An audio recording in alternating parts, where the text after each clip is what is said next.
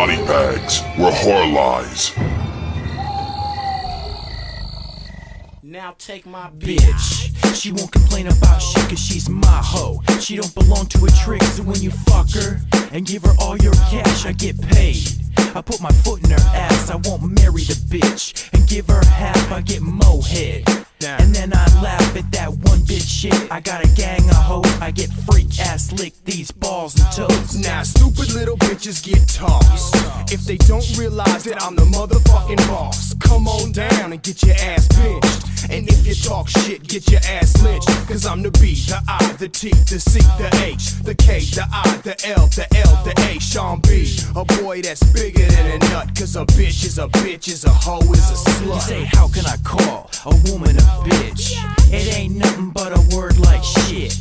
Ain't no slipping in my motherfucking pimpin'. And all bitches ain't women, yo. You come home and get smooth cussed out. You gotta. Yo, what's up everybody? Welcome to week 91 here on Body Bags. I'm your host Moodz616, and thank you once again for stopping in, guys. Alrighty, week 91 is here, and it is favorite franchise week. Favorite franchise. Ooh, could barely even get that out. Now I noticed that my homeboy Outsider365, he just did Freddy's Revenge, which is Nightmare on Elm Street Part 2. And Madison, she did Part 4 earlier in the week. So,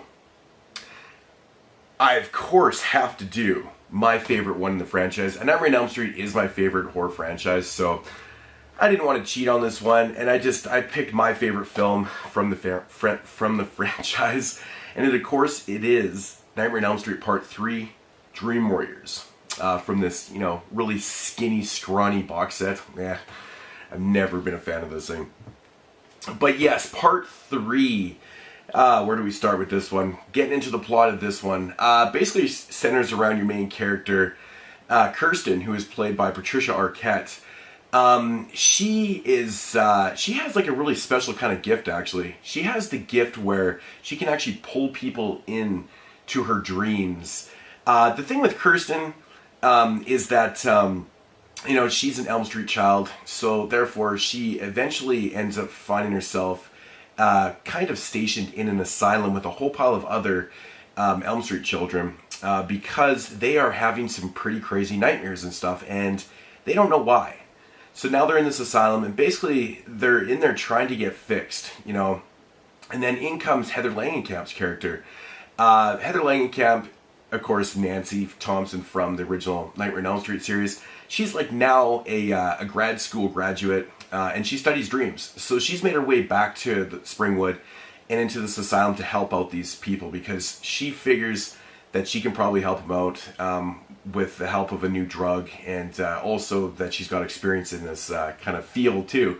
So there's a group of children now on this asylum, and basically that's what the plot of the story is in this film right here. Now my thoughts on this one. I've always been such a huge fan of the premise of this one. I love the asylum setting to this film. Just fantastic. I love the fact that this one has such great characters. This one right here is just all about the individual characters. It's called Dream Warriors for a reason because, Kirsten, she can pull people into her dreams, but it also allows them to be in dream world so they can kind of create their own personalities, which I love. Absolutely love that premise. So basically it's like, all these children against Freddy, I just love it, man. I love the fact that Heather Langenkamp came back for this film. She does a fantastic job, of course, as Nancy. John Saxon, of course, comes back and reprises his role as the sheriff and her father. You got Larry Fishburne, or Lawrence Fishburne's in this film too. Patricia Arquette.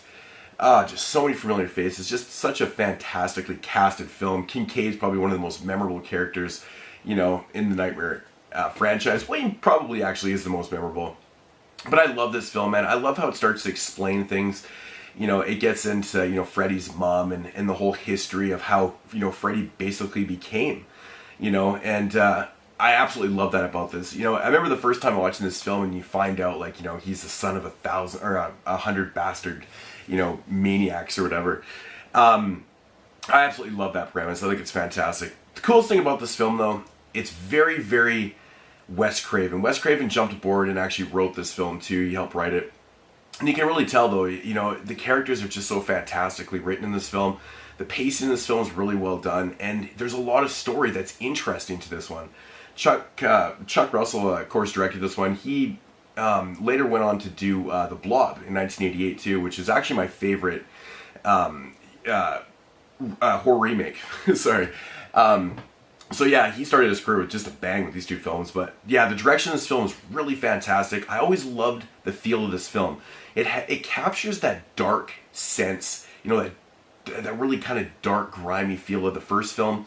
But it does throw in a little bit of comedy too, though, you know, of course, with the funny-ass one-liners like, you know, welcome to primetime, bitch, and among other things in this one too.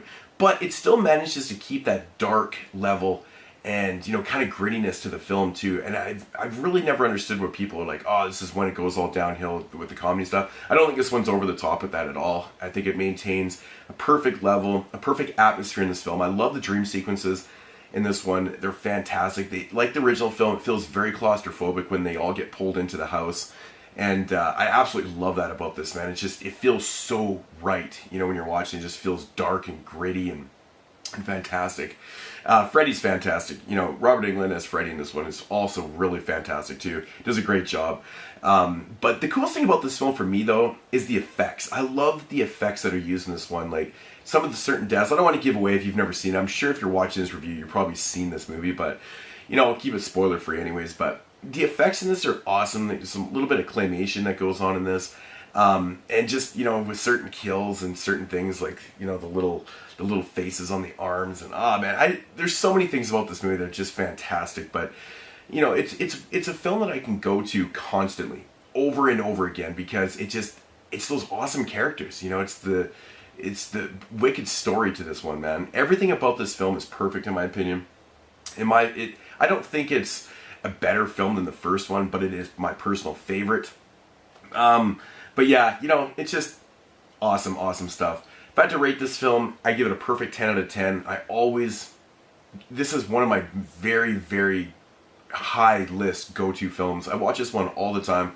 I probably watch it a few times a year actually, but you know, it's just one of those perfect films that I just absolutely can never get enough of. So, Nightmare on Elm Street 3, Dream Warriors. You know, of course, it's got the Dawkins soundtrack to it, which just is another capper, you know, in the awesomeness of this film too. But yeah, you just can't go wrong. So, but yeah, wicked film, awesome. Everything about it is just really fantastic. I don't really think there's a whole lot more to say about the film that hasn't been said before, to be honest. But yeah. Anyways, guys, that's going to do it for week 91 here on Body Bags. I apologize, I'm still sick. I'm like really kind of, well, my voice is all fucked up right now. But anyways, guys, I'll check you in week 92. Peace out.